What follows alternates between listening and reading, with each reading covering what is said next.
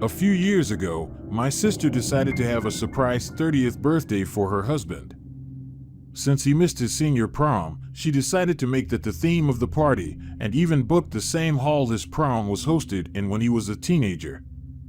Problem is, my brother-in-law grew up in basically the middle of nowhere, a small, rural Missouri town that you have to leave the highway and travel down about 5 miles of heavily wooded back roads to get to.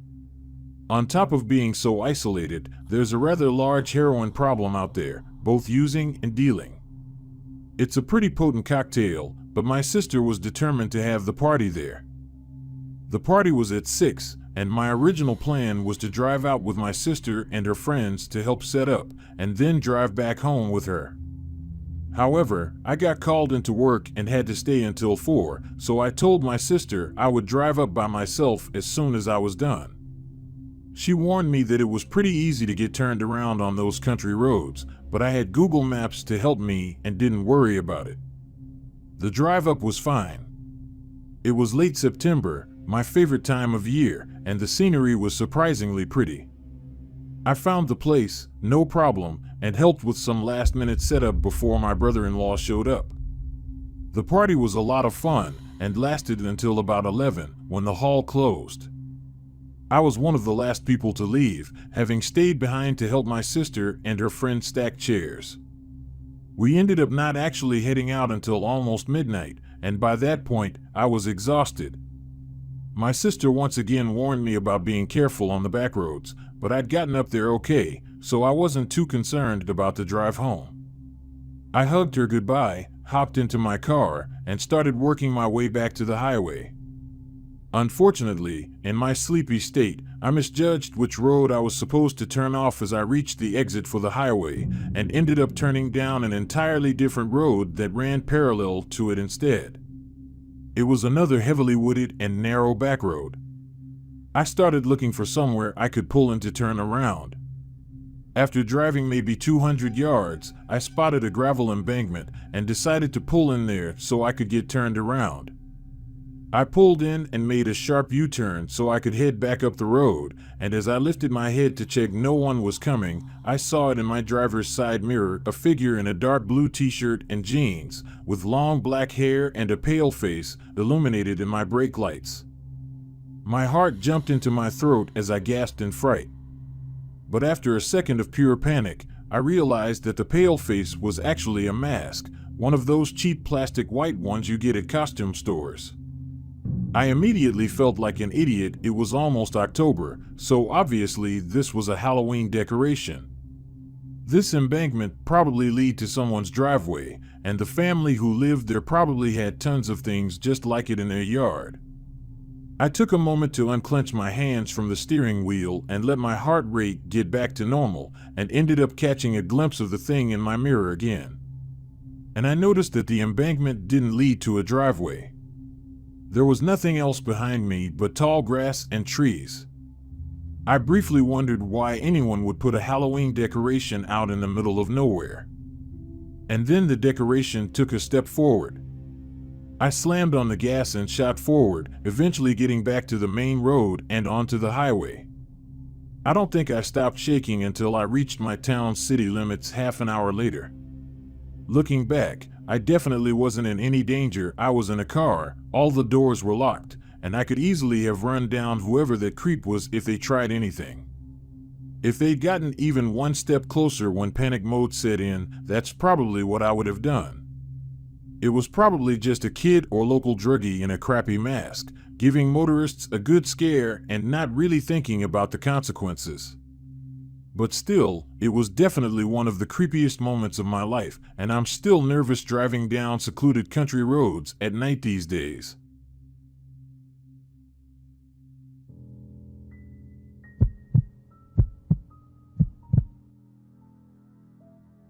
I was working from 4 p.m. to 12 a.m. for a couple of years, and during that time I would always be paranoid coming home. A single female driving in the dark every night isn't the greatest situation to be in, but I had a good job and it was worth the pay. I had my share of scares though. Stopping at a light with my window open and this dude started running toward me. and times where I exited the freeway only to feel like I'm being followed by the same car that stayed behind me the whole time, people driving right beside you staying at your same speed, and other creepy situations, etc. I was always super diligent because some of my coworkers had things happen to them as well. Especially a super creepy incident with one of them almost getting kidnapped. I work in the criminal justice field, and at the time I was right across the street from the jail. So there were always shady characters that you had to watch for. The last hour of work was the hardest to get through because your body craves sleep in the dark, so by around 11 p.m. it was a matter of pushing myself to be enough awake to be alert on the drive home, which was around 30 minutes give or take. At the time I was living with my parents.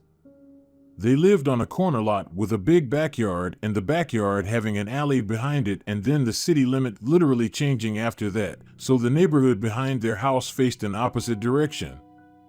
The sidewalk after my parents' house was lined with backyard fences rather than open streets. The neighborhood had sidewalks on either side of it, and it being not a super bad area, there were always people walking them. There was a corner store and bus stop a ways away to the main street out of the neighborhood where people seemed to always be walking to and back from.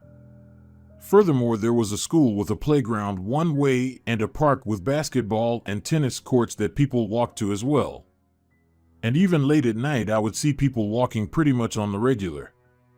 So to see someone out late into the night walking alone wasn't all that shocking. Occasionally, I would see this man walking by himself in the direction of my parents' house as I passed. He was usually a ways away, so I never really saw him close up. And he always wore a cap and had longish hair that poked from underneath. Not really intimidating.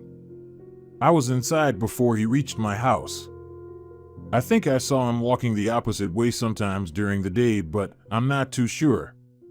Either way, he was familiar to me. I saw him often. Well, one night I see the said man, and he was closer to my house than usual, but I made it home and wasn't really scared since I've seen this man before. I was in a big F-150 truck.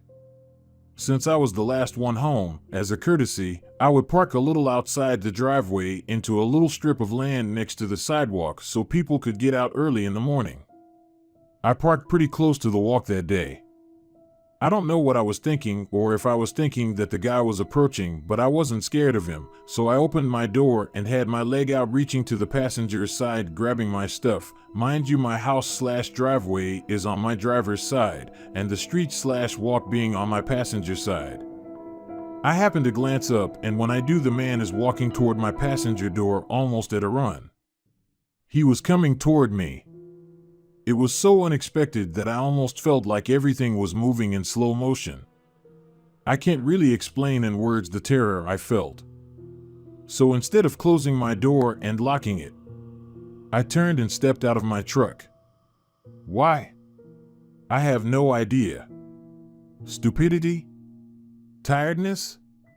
I just thought that I was going to have to start screaming really loud. Hopefully someone would hear me. I took in huge breath and turned to face the sidewalk, figuring some shit was about to go down, but as I do, I see him back on the sidewalk walking the way he always did, past my parents' house on to the next neighborhood. I ran to the door fumbling with the keys that would not go in, and finally I entered the house. I collapsed in my bed and hid there, barely able to sleep. Might not sound like much, but it was one of my most terrifying moments. Don't really know what could have happened. There was no one outside but him and I. I don't know if he was going to say something or maybe ask me a question. I am not sure if the door handle clicked as if he was trying to open my door. Maybe he wanted a closer look at the girl in the truck. I'll never know. The weirdest thing is, after that, I stopped seeing him.